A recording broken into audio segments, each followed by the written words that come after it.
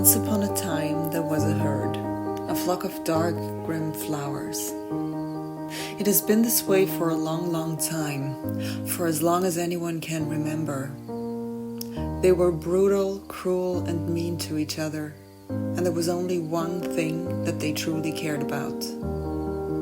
That everything and everyone, who was not as dark and sad as everyone else in the crowd, must be bitten and stomped on until they cease to exist, for everyone to see and bear in mind. Unnoticed. This went on for a long, long time, much longer than anyone could stick around to remember. On why this rule was so strictly obeyed, and under all circumstance preserved by its members. So what happened was this. The herd was doomed to remain what it is, brutal and cruel and mean to each other, and forever damned to stay this way, and most importantly, unnoticed.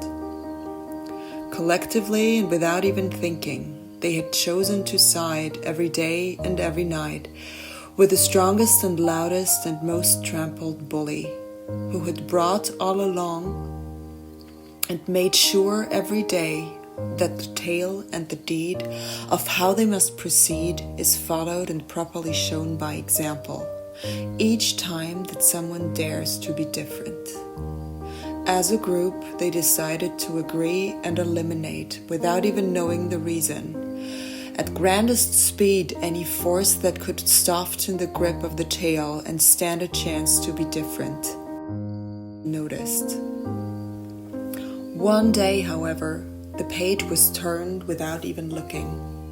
There was a crack in the field somewhere in the back, in a corner in the dark that went unnoticed, where something or someone had spent their time to quietly and softly feel and imagine this. What if, they said without even thinking, and spread their wings and set their roots and bloomed in full size before the herd could see or even notice, to quickly jump and eliminate the weed and set an example to make sure for everyone to see. So what happened was that one fine day, away from the crowd with the lowered heads and dark brown wilted petals, there was in full-size bloom a beautiful, powerful, colorful flower. It spread its wings and lifted its face to greet the sun and happily dance on the edge of the field with the wind, unnoticed. Until soon after, however, it was caught, like everyone else before them, by the herd, and as anticipated, like always and without anyone say a word, its head was bitten off by the clenching teeth of the oldest and biggest bully. The rest of the group stood there in awe, frightfully watching the scene. When it all was over, the heads were turned by the elders, which left the children puzzled. But it was shown very clearly that not one word must be said, and a heavy silence crept into the field of flowers, unnoticed. There were two big things, though, which they did not see when they cut off the plants.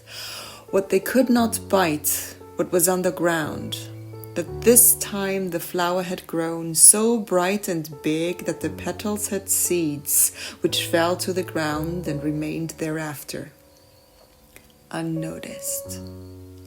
The second thing, which was even more impactful, was that well before the plant was killed, someone else in the group had silently seen the flower. And now, ever since the biting scene, they wondered, what if this was me, too? What if I could bloom, too?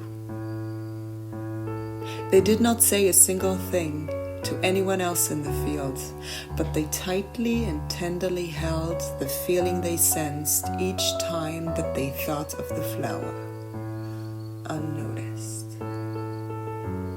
And the more they thought, the bigger and brighter the image became that they held in their heart of the beautiful, colorful flower. And the bigger it got, the more they stayed in the back and away from the herd, unnoticed.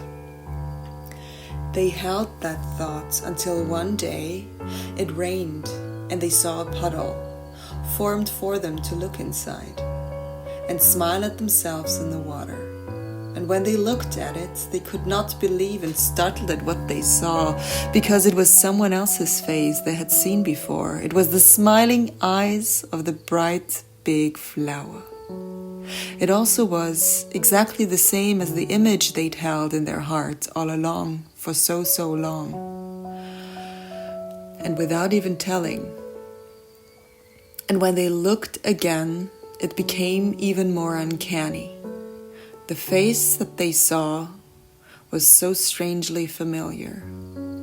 And so they looked again and finally saw it was their own sweet face they had had as a little child, except now it was even brighter.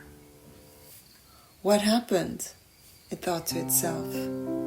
Way in the back, when no one saw or paid attention, they had silently shed the petals of the tail of the dark, and hence gotten invisible, so no one noticed. What everyone thought and what explains the fear is when you shed the darkness, the tail, you are naked and vulnerable for quite a while, and that is what makes it scary. What they did not know and what now happened next is when you take the leap and let it be, it doesn't stay this way. It comes back in full bloom in much brighter color. This is exactly what happened now with our flower friend, unnoticed. Incredulous and happy, and also saddened and scared that they could not share what they had just discovered. Slowly and without even thinking, they tilt their head up anyway and peek around to look and see, and cannot believe what happened. Meanwhile, after the incident, by miraculous powers, the rest of the herd had stopped looking for danger and instead had turned, just like them, away and inward, to silently hold what they had seen and remembered. Just like the flower, all in the back, they had shed their petals and turned into naked shadows of themselves, but not for long, to sprout and bloom again, each in its own little color, unnoticed. Now they all look up, one by one, and for the very first time they really look at each other. And what they see is just pristine, so beautiful it almost hurts a little. They look around and realize all along they had been a sea of beautiful, colorful flowers, in all shapes and sizes that dance in the wind like music. They look at each other in awe and pride and laughter. And this is what they do ever since they noticed. This is a story, peep. The story of us, which we one day will tell our children. For they'll only know a kingdom of kindness with colors and flowers, where beauty and light and fragrance rule, and wind and rain will be all we ever need to dance and look at each other. Hold on to this image, friend, like the flowers did in the story. Then this one day, as the story ends, this kingdom, my friend, will be ours.